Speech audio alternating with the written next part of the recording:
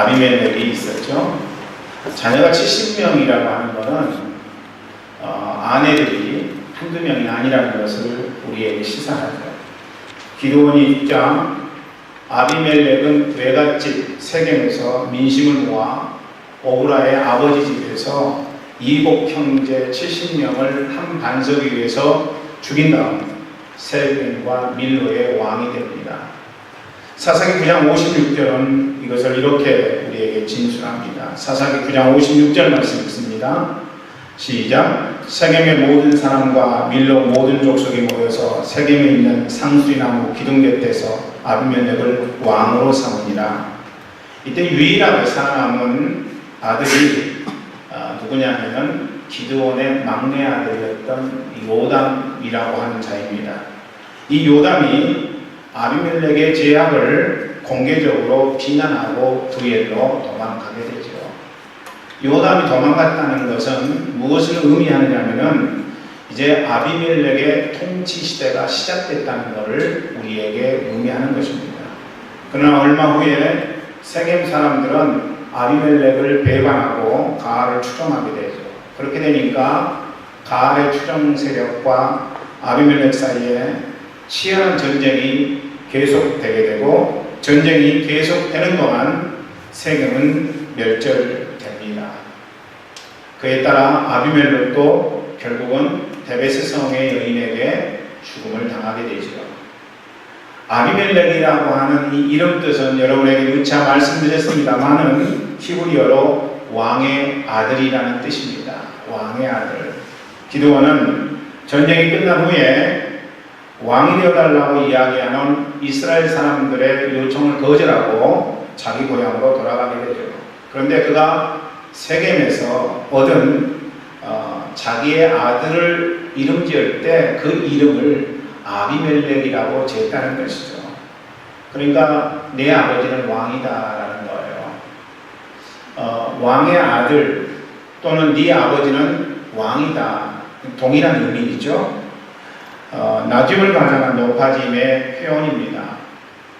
겸손한 듯 반응했지만 그러나 실상은 까놓고 보니까 기드온은 겸손한 사람이 아니었다. 교만한 사람이었다. 자기를 높게 표현한 사람이었다. 우리는 그렇게 볼 수 있습니다. 동일하게 아비멜렉도 사람들이 이름을 부를 때마다 왕이 되고 싶은 욕망 가운데 응답을 했을 거라고요. 아비멜렉 그 말 뜻이 왕의 아들. 그러니까 자기가 왕이라고 된 것처럼 반응할 수밖에 없는 것이 아비멜렉의 삶이었다는 것입니다. 아버지가 왕이 되고 싶지만 그것을 위장했듯이 아비멜렉도 왕이 되고 싶은 욕망은 그 아버지와 똑같이 닮아져 갔을 것이라는 것입니다. 그렇다면 아비멜렉의 아버지였던 기드온의 마음속에 있었던 인격은 어떤 인격이었느냐? 그 캐릭터가 무엇이었느냐? 첫 번째로 기드온이 갖고 있었던 캐릭터는 개인주의였다라는 것입니다. 개인주의. 여러분, 개인주의가 무엇입니까? 자기의 행복을 위해서 다른 사람 불행에도 문제되지 아니하는 인생, 눈 깜짝하지 않는 인생을 사는 것이 바로 개인주의의 캐릭터를 갖고 있는 사람의 삶의 특성이죠. 두 번째로 기드온에게 있었던 캐릭터는 무엇이었는가? 그것은 바로 물질주의였다는 것입니다. 물질이 그 어떤 것보다도 가치 있다는 것이죠. 그를 사로잡고 있었던 것은 물질이었어요.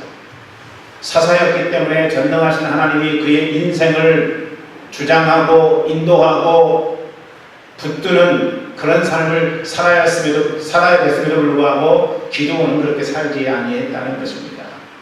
물질이 그의 인생 가운데 가장 가치 있는 곳으로 자리 잡았고, 그러니까 노량물을 나에게 달라고 이야기하는 뻔뻔함을 보면은 기드온은 최소한의 양심도 존재하지 않았던 사람이라고 우리는 볼 수 있습니다. 세 번째, 기드온을 주장했던 것은 현세주의라고 하는 캐릭터였습니다. 지금 이 순간의 쾌락이 중요합니다. 눈에 보이지 않는 것보다도 눈에 보이는 것을 더 소중하게 여기는 인생. 여러분도 만약 이 땅을 살아가면서 눈에 보이지 않는 것들이 있는데 눈에 보이지 않는 것들을 믿지 못하고 눈에 보이는 것만 믿는다면은 여러분은 동일하게 현세주의의 캐릭터를 갖고 살아가는 인생이라고 진단할 수 있을 것입니다. 요한복음 8장 44절은 그래서 기드온과 아비멜렉의 닮은 꼴을 이렇게 이야기를 합니다. 요한복음 8장 44절 읽어봅니다. 시작. 너희는 너희 아비 마귀에게서 났으니 너희 아비의 욕심을 너희로 행하고자 하느니라. 저는 처음부터 살인한 자요 진리가 그 속에 없으므로 진리에 서지 못하고 거짓을 말할 때마다 제 것으로 말하니 이는 저가 거짓말쟁이요 거짓의 아비가 되었음이니라. 여러분의 아비는 누구인가요? 오늘 요한복음 8장 44절은 하나님의 영이 존재하지 않냐고 마귀의 영이 존재하는 자들마다 마귀가 아버지라고 이야기를 합니다. 도적이 오는 것을 도적이라고 죽이고 멸망시키려는 것 뿐이라고 하신 요한복음 10장 10절의 말씀대로 마음속에 마귀의 영을 따라서 살아가는 사람들은 그래서 아버지 마귀의 성품을 따라 이 땅을 살아가기 마련이라 하는 것이죠. 반면에 예수의 영이 그 마음속에 있는 영혼마다 하나님 아버지가 그들의 아버지가 된다는 것이죠. 동일하게 육적인 아버지였던 기드온의 마음속에 있는 것은 하나님이 아니라 마귀가 원하는 것들로 가득 차 있었던 삶이었으므로 그것을 보고 자란 아들 아비멜렉도 진짜 아비였던 마귀의 성품을 따라서 응답하는 인생을 살아갔을 것이라는 이야기입니다. 오늘 여러분 예배하는 여러분은 누가 아비입니까? 하나님이 아비입니까? 아니면 마귀가 아비입니까? 어떤 사람 심령에는 마귀의 마음도 있고 하나님의 마음도 있어요. 그 둘이 날마다 싸우게 되는 거죠. 하나님 말씀을 따라 믿음으로 응답한 인생은 그래서 성화된 은혜 안에 거하게 됩니다마는 하나님 아버지의 뜻대로 응답하지 아니하고 마귀가 원하는 대로 인생을 살아가는 자의 삶 가운데에는 마귀가 tuk세하게 되어 있다는 것입니다. 결국 아버지로부터 물려받은 권력은 아비멜렉을 떵떵거리며 살게 만들었지만은 그는 권력을 잡은 지 3년 만에 죽음을 당하게 됩니다. 그것도 무명의 여인이 던진 맷돌 윗자루에 맞아서 죽음을 당게 된다는 것이죠. 그 여인에게 죽음당한 원인은 어디에 있을까요? 무엇 때문에 아비멜렉은 죽음을 당했을까요? 저는 오늘 여러분에게 말씀드리고자 하는 이 두 가지 것으로부터 여러분 모두가 다 해방되는 은혜가 있기를 간절히 소망합니다. 첫 번째로는요, 우리가 해방돼야 돼. 엑소더스 해야 되는데 무엇으로부터 엑소더스 해야 되느냐? 삶의 부정적인 유전으로부터 우리는 엑소더스 해야 된다는 것입니다. 아비멜렉이 아버지 기드온으로부터 유전받은 것들이 있어요. 여러분 성경에 보면은 아브라함이 자기 아내 사례를 두 번이나 한 번은 아비멜렉 앞에서 또 한 번은 바로 앞에서 누이라고 거짓말하는 장면을 우리는 목격하게 됩니다.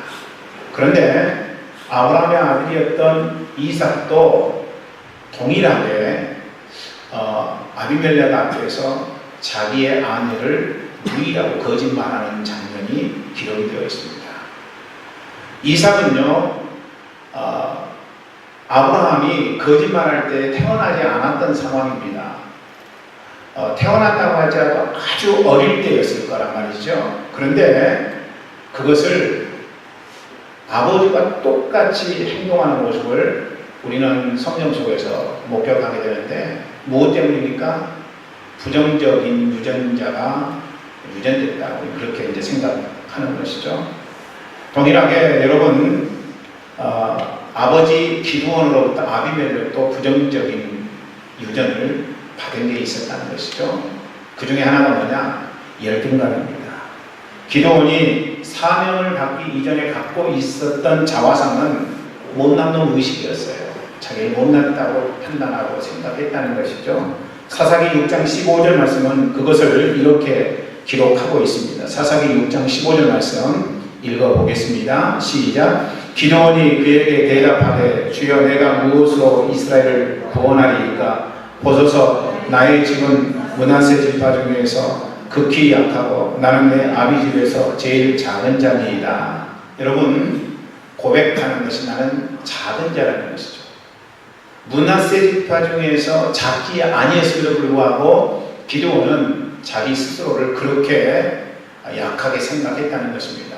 그러니까 열등감이라고 하는 것은요, 왜곡된 자존심으로 연결됩니다.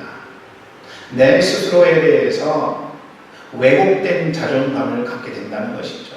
이게 이제 열등감이 우리의 인생 가운데 주는 폐해라고 하는 것이죠. 아비멜렉이 맷돌에 맞은 후에 여자에게 죽었다는 소리를 듣기 싫어서 자기의 병사에게 창으로 찔러 나를 죽이라고 이야기를 합니다. 여러분, 이게 바로 아비멜렉 속에 있었던 삶과 죽음의 문제를 떠나서 여인에게 맷돌로 맞아 죽었다는 사실을 사람들이 이야기할까봐 참으로 나를 찔러 죽이라고 그렇게 이야기했던 아비멜렉의 모습인 것이죠. 바울은 고린도후서 1장 30절에서 이렇게 선포합니다. 말씀 읽어볼까요? 시작. 내가 부득을 자랑할진대 나의 약한 것을 자랑하리라. 어떻게 약한 것을 자랑할 수 있을까요? 여러분, 사람들은 강하고 대단한 것, 그리고 사람들이 부러워하는 것에 대해서 이야기하기를 원합니다. 그런데 바울은 지금 나는 약한 것을 자랑한다 이렇게 이야기를 합니다.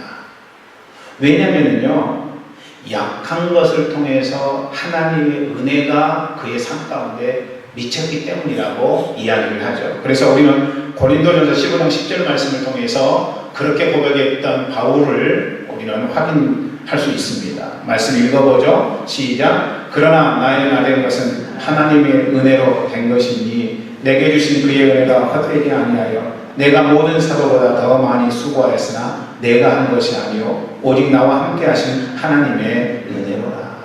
하나님의 은혜로 된 것이다. 그래서 약하면 약할수록 그것을 가능하게 만들고 약하면 약할수록 내가 뛰어넘지 못한 것들을 뛰어넘게 만드시는 하나님의 은혜가 있었기 때문에 나는 오늘 이 순간을 살아갈 수 있었다라고 고백하는 것이 바로 바울의 고백이었다면 우리도 왜곡된 자존심, 열등감 속에 있을 것이 아니라 내가 온전하지 못할 그때에도 여전히 나를 붙드시고 나와 동행해 주시는 하나님의 은혜 가운데 거하는 것은 얼마나 소중하고 귀한 일인지요. 저는 여러분 모두가 다 약하면 약할수록 주님을 붙들고 그래서 주님으로부터 오는 놀라운 은혜가 여러분 삶에 임하기를 주의 이름으로 간절히 축원합니다. 또 한 가지 기드온이 갖고 있었던 부정적인 유전 하나는 뭐냐면요, 겉과 속이 다른 진실의 결의였습니다. 기드온은 사사 때 우상의 단을 회파했습니다. 그래서 잘했다 칭찬을 받은 거죠. 그런데 사명 끝나자마자 그는 에봇을 만들게 됩니다. 금을 모아서 에봇을 만들었죠. 그건 뭘 의미하는 겁니까? 우상 숭배하겠다는 것을 의미하는 거죠. 사사의 사명과는 상관없는 자기가 하고 싶은 유리한 것을 선택하는 삶. 아비멜렉이 이것을 이어받았다는 것입니다. 세겜 친족 동으로 왕이 된 아비멜렉은 세겜에게 버림받는데 그 이유가 뭔가 진실하지 못했기 때문이라는 것을 우리는 성경을 읽어보면서 알 수가 있습니다. 부정직과 진실의 결연은요, 무리하여 전쟁을 하게 만들었고 결국 그는 그런 이유로 제명에 죽지 못하게 됩니다. 여러분, 우리가 정직하지 못하면요, 그것은 하나님이 심판하시기 때문에 제명에 죽지 못한다. 이 사실을 우리는 인식해야 됩니다. 그래서 저는 우리 교회 모든 분들이 부정적인 유전을 삶 가운데서 단절하고 참된 자존감으로 주 앞에 응답하기를 주의 이름으로 간절히 축원합니다. 둘째로는 광기로부터 엑소도스 하는 거예요. 첫 번째 여러분에게 말씀드린 엑소도스는 부정적인 유전으로부터 엑소도스 하는 것이고, 두 번째로는 광기로부터 엑소도스 하는 것입니다.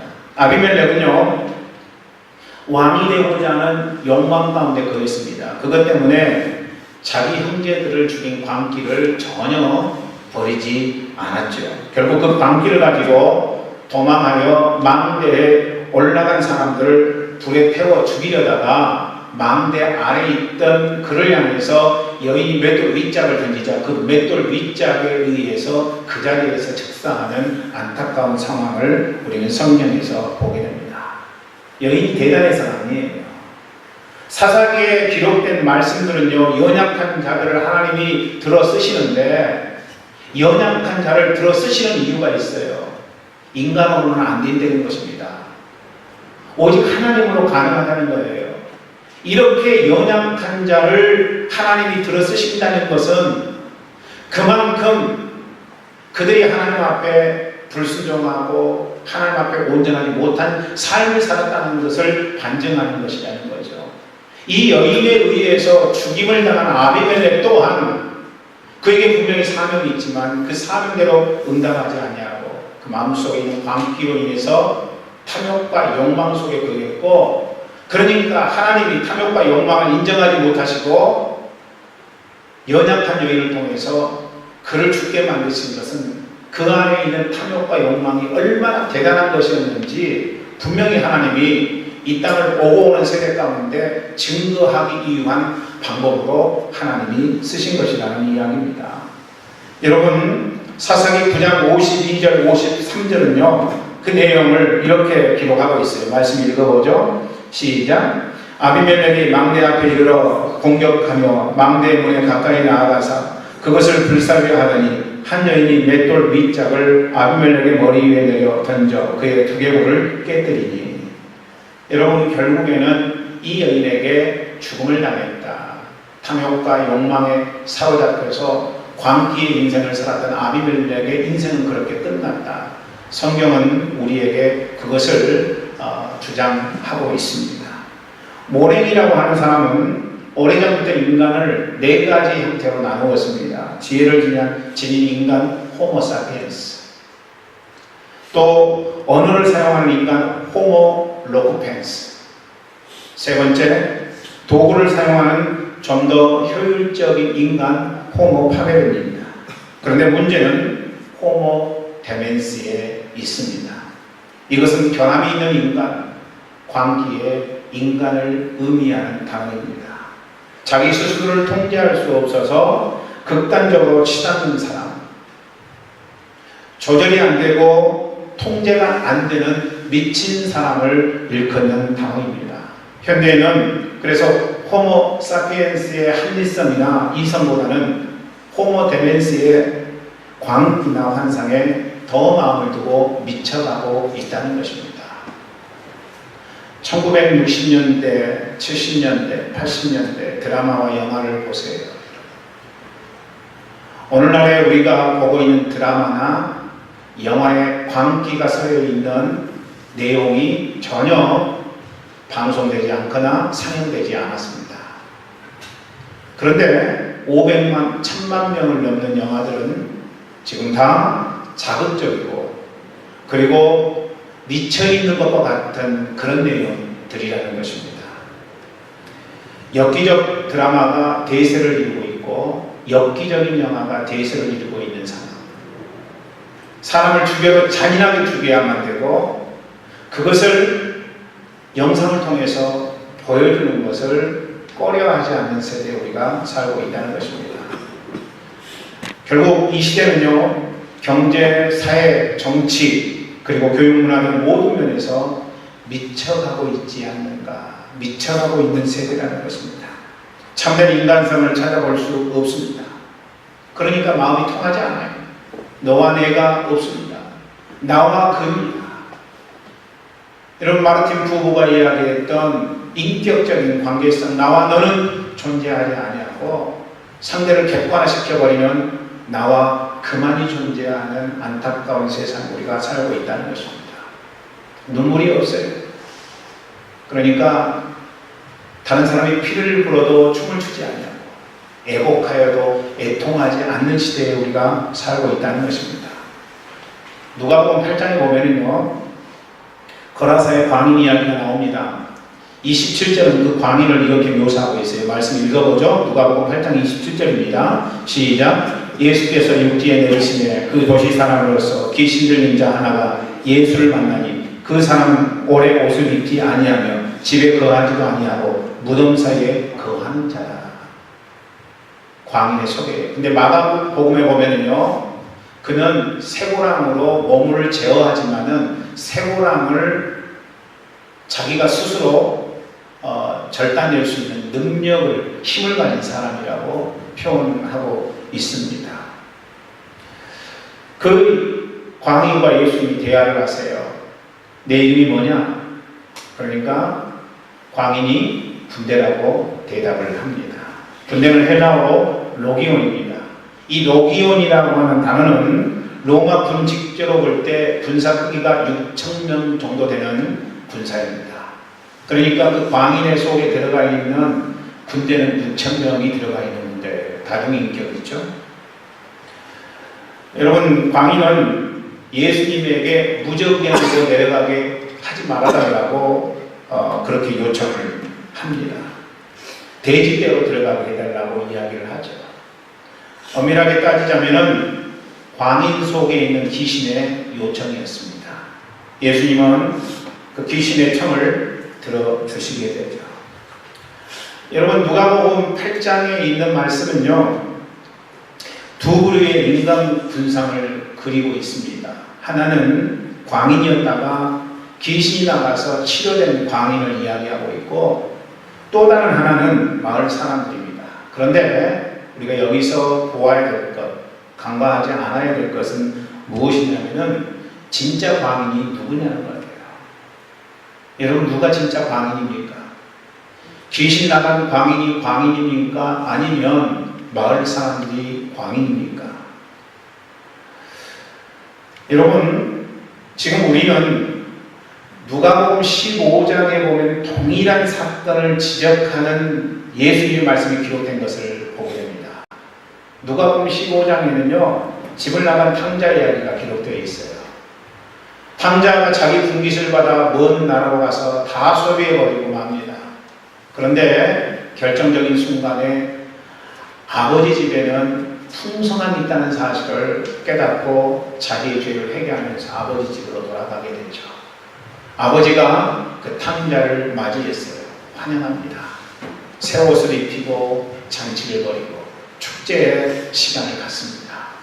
그런데 그 집 안에 있었던 큰아들, 그가 뭐라고 이야기합니까? 보시오, 내가 당신에게 충성하고 최선을 다해서 집안일을 돌볼 때에는 당신이 나에게 잔치 한번 베풀어 줬습니까? 당신이 나에게 옷 한번 해줬습니까?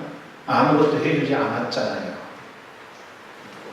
여러분, 성경은 그 큰아들을 누구라고 지적하고 있느냐면요, 바리새인과 서기관이라고 지적하고 있습니다. 그러면 예수님께서 바리새인과 서기관들을 향해서 비유로 말씀하신 것이라면 누가복음 15장에서 이야기하고 있는 진짜 탕자는 누구일까요? 그것은 밖에 나갔다가 아버지 재산을 다 허비하고 돌아와서 아버지 앞에 회개한 둘째 아들이 아니라 집안에 있었지만 보기에는 아버지 말에 다 응답하고 순종하는 것 같았지만은 그 마음속에 아버지의 뜻대로 행하지 아니하는 범사에 불만을 갖고 있고 아버지의 행동에 대해서 신뢰하지 못했던 그 큰아들이 진짜 탕자가 아니었는가. 성경은 그렇게 우리에게 지적하고 있습니다. 동일하게. 여러분, 진짜 광인은 누구일까요? 귀신이 나간 광인이 진짜 광인일까요? 아니면 이 광인을 쇠고랑으로 묶고 마을 밖으로 축출했던 그 마을 사람들이 진짜 광인일까요? 거라사인들에게 광인은 불편했고 민폐를 끼쳤을 것입니다. 왜냐하면 그의 힘을 제어할 수 있는 사람이 아무도 없었기 때문입니다. 꼭 우리는 이런 이야기들을 하죠. 우리의 자녀들에게. 저 동냥하는 사람을 봐라. 어렸을 때 공부를 하지 않았기 때문에 저렇게 된 거다. 리어카를 끌고 가는, 그래서 고물을 줍는 할아버지를 향해서 우리는 이렇게 이야기할 수 있습니다. 저 할아버지를 봐라. 부모의 말에 순종하지 않냐고 자기 마음대로 살다가 저런 인생을 사는 거다.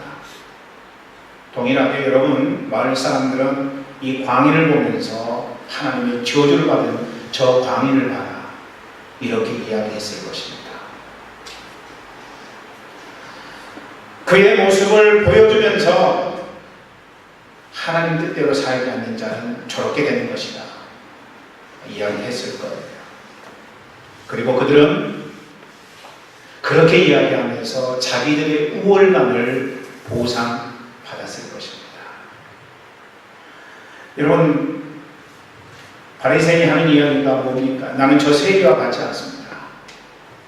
사거리 어귀에 나가서 두 손을 높이 들고 만왕의 왕 만주의 주 되신 하나님 앞에 기도한 것처럼 보였던 그들, 박하와 향채의 실절을 주님 앞에 어김없이 드렸던 그들을 향해서 우리 주 예수님께서 말씀하신 말씀은 뭐예요? 독사의 자식들아,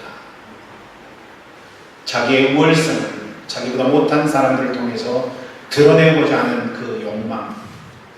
여러분, 우리는 누가복음 8장에서 광인의 이야기를 통해서 그런 마을 사람들의 모습을 보게 되는 것입니다. 광인이 정신을 차렸어요. 정신을 차리죠, 여러분? 그러면 잔치를 베풀고 광인을 고친 예수님께 영광 돌려야 마땅하지 않습니까? 그런데 여러분, 누가복음 8장을 자세히 읽어보세요. 마을 사람들이 어떻게 응답해요? 예수님께 이곳을 떠나라고 이야기합니다. 떠나라고 이야기해요. 여러분, 놀라운 부분이에요. 예수님이 광인의 병을 고쳤다면 마을 사람들이 할 수 있는 건 뭐예요? 축제해야 되지 않습니까? 그런데 둘째 아들처럼 이곳을 떠나라고 그렇게 이야기를 합니다. 무엇 때문일까요? 자신들이 오랫동안 구축해놓은 마을 질서, 예컨대 그것은 안정과 기득권 유지를 위한 것이라고 우리는 생각할 수 있을 것입니다. 우리는 살아가다 보면은 내가 원하는 욕망 그리고 탐욕을 위해서 그 질서를 깨뜨리지 않기를 원합니다. 그냥 그 속에 안주하기를 원합니다. 그래서 우리는 어쩌면 이미 거라사인일 수 있다는 것입니다. 욕망과 탐욕의 거라사인. 예수가 그 마을에 왔지만 미친 자를 정상으로 만든 그 예수님을 떠나가라고 이야기하는 거라사입니다. 무엇 때문입니까? 욕망과 탐욕 때문에 그래요. 오늘 우리도 내가 원하는 욕망과 탐욕 때문에 예수님 자리에 있어야 되지만 예수님 자리에 있지 않냐고, 오히려 예수님 떠나가시라고, 이런 예수님 안 믿는다고 얼마든지 우리는 그렇게 말할 수 있다는 것입니다. 그렇습니다. 우리는 지금 누가 광인인지 구분할 수 없을 정도로 삶의 중심이 흔들리는 세상에서 살고 있습니다. 나 살자고 다른 사람 죽이고, 나의 이익을 위해서 다른 사람의 손해를 당연시 여기는 삶을 살고 있습니다. 그 관계가 서로 소외시키고 서로 죽인다는 것이죠. 이 범죄에 들어가지 않았다고 누가 단언할 수 있겠어요? 오늘 이 자리에 앉아 예배하는 여러분들, 나는 그 범죄에 들어가지 않아. 그런데 말이죠, 우리가 산에 들어가서 자족하지 않으면 그 범죄에서 죄되는 사람은 아무도 없다는 거죠. 어차피 우리가 살아가는 삶은 이 사회 속에 한 사람으로 살아가기 때문에 그렇다는 것입니다. 이 사회에서 살고 있는 사람들이 모두 다 거라사인과 똑같은 구조, 똑같은 사회 속에서 살고 있다면 내가 원하든 원치 아니하든 우리는 이미 거라사인일 수밖에 없다는 사실입니다. 여러분, 광기 있는 인생에게 귀신아 라고 선포하신 분은 누구입니까? 예수님밖에 없습니다.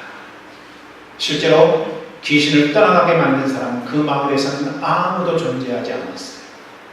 오직 예수님만이 귀신을 떠나가게 만들었다는 것입니다.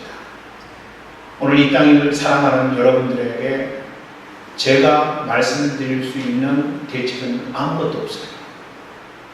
광기로부터 떠나기 위해서, 부정적인 유전으로부터 내가 완전히 결별하기 위해서 제시할 수 있는 방법은 이렇게 하면 됩니다 라고 할 수 없습니다.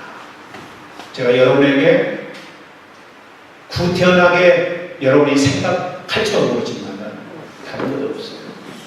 예수님 붙들고 나가는 삶, 예수와 함께 죽고 예수와 함께 살겠다고 결단하는 방법밖에는 그 어떤 것도 우리 안에 있는 이 더럽고 추한 것을 해결할 수 있는 존재가 없다는 것입니다. 여러분, 귀신아 나오라고 명령하실 수 있는 분은 오직 예수님밖에 없다는 사실을 여러분이 망각하지 않냐고 오늘 이 시간에 예수님 도와주세요. 예수님 이끌어주세요. 이런 두 가지 것으로부터 내가 완전히 해방될 수 있도록 저를 인도해 주세요 라고 고백하는 영혼이 되어야 된다는 것입니다. 오늘의 말씀을 다 정했습니다. 오늘 메시지는 두 가지입니다. 첫째는 삶의 부정적인 유전의 고리를 엑소도스 하라는 것. 구체적으로 말씀드리자면 열등감과 진실의 결례입니다. 이것으로부터 우리가 해방되어야 된다는 거죠. 하나님이 우리를 인정하시기 때문에 결코 열등감 속에 있지 마세요. 그리고 빛의 열매는 착함과 진실함과 의로움에 있다고 말씀하신 주님의 말씀대로 착함과 의로움과 진실함에 거하는 인생 되기를 간절히 소망하세요. 두 번째로는 광기로부터 엑소도스 하라는 것입니다. 이 엑소도스 위에 오직 예수 붙들고 나가는 그런 인생 되기를 주의 이름으로 간절히 축원합니다. 이제 우리 주님 앞에 찬송하시면서 우리의 마음을 결단하고 주님 앞에 우리의 마음을 드리기를 원합니다. 내가 그리스도와 함께 찬송하겠습니다.